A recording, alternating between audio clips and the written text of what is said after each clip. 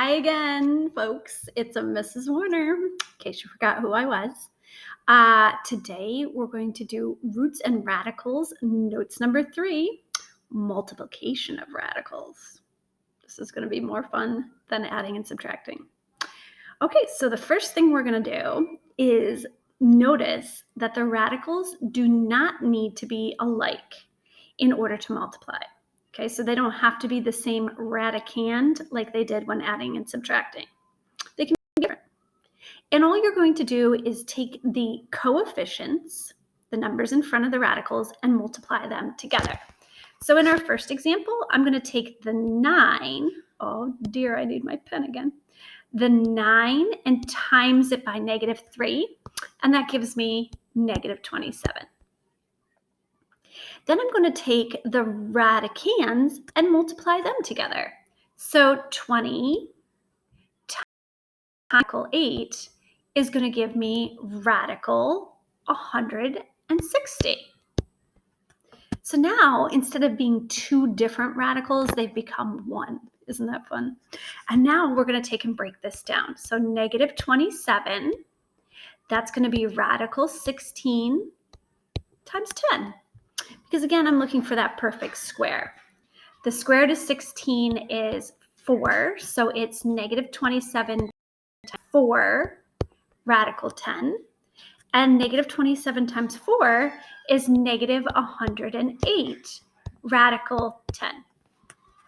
That was fun. Let's try another one. Okay, so now in our next example, it's radical 6 times -2 radical 7. Someone keeps coming in and out of that door over there. So I'm going to take the 1 that's in front and times it by -2, -2. And 6 times 7, because you multiply the radicands together, is just 42. Now, I racked my brain, folks, and I could not find any perfect squares that go into 42. So this example's done. Not too exciting, but pretty easy. Whoa, look at that. Now it looks like we're going to do some distributing.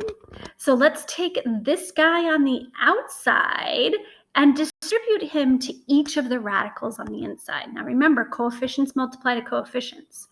So 2 times 4 is 8, and 2 times 3 is 6. So the first piece has become 8 radical 6.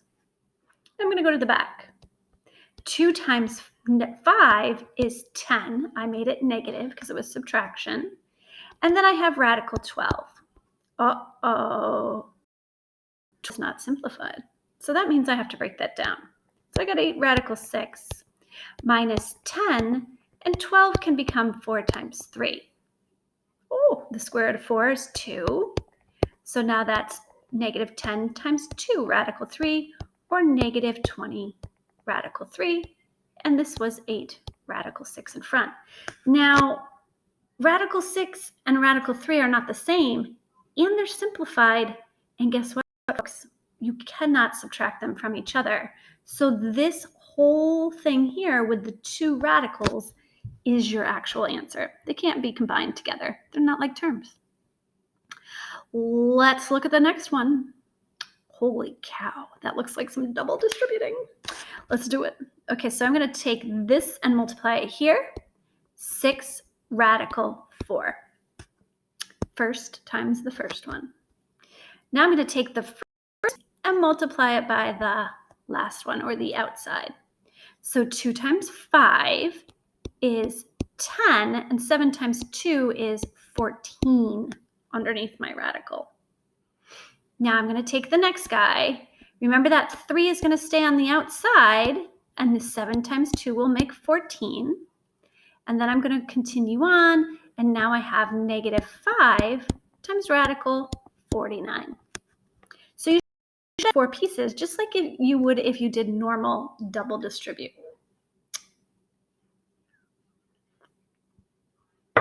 Coffee. Okay, so now I'm going to take 6 times 2, which is 12.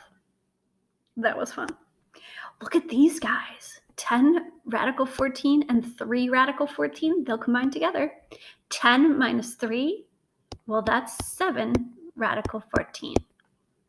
Now I've got 5 times this 7, because the square root of 49 is 7, so that's negative 35.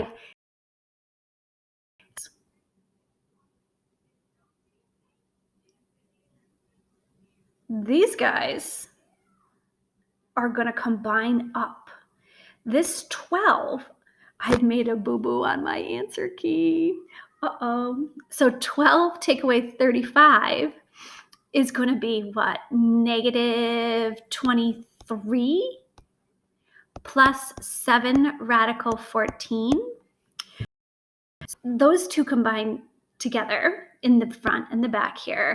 But this guy stands alone. Now, don't take these two numbers and add them. This is the final answer.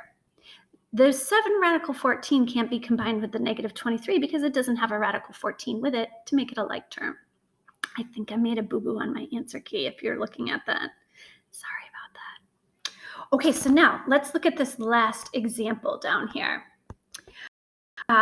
2 radical 3 plus 6 radical 8, and there's a little squared outside there. Well, that really means don't square each piece. It means there's 2 of those bubbles. So I'm going to put 2 of them side by side, and lo and behold, it's just like the last example.